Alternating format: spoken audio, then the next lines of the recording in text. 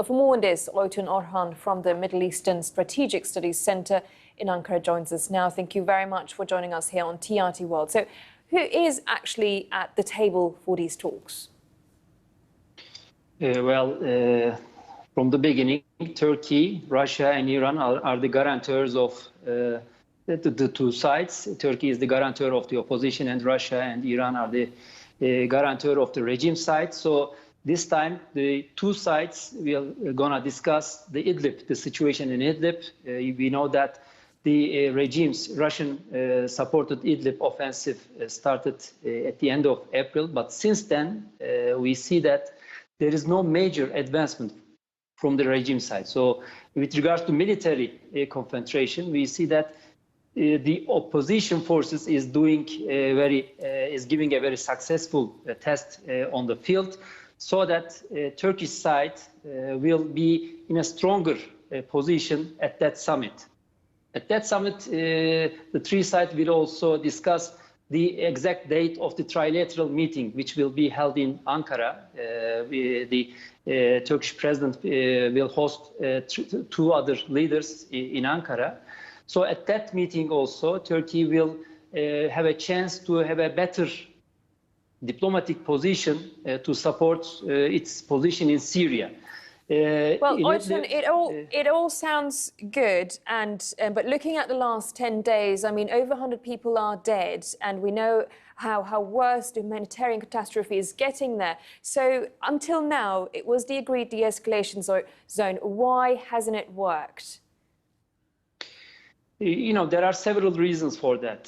First of all, since the beginning of the Sochi deal, the regime side violated the agreement. They bombed the opposition areas. But on the other end, the other camp also claims that although according to Sochi deal, the radicals should be withdrawn from the demilitarized zone, but they are not. So that depending on that argument, the regime and Russian started that operation.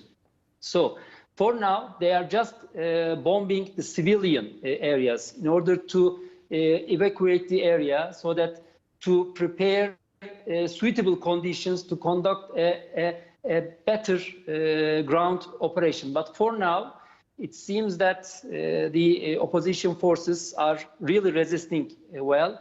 This shows us that there is a balance between the regime forces and the opposition forces. So there is no military solution to the Idlib problem. From now on, the solution to Idlib, the permanent solution for Idlib, should be decided on table. It should be a political solution.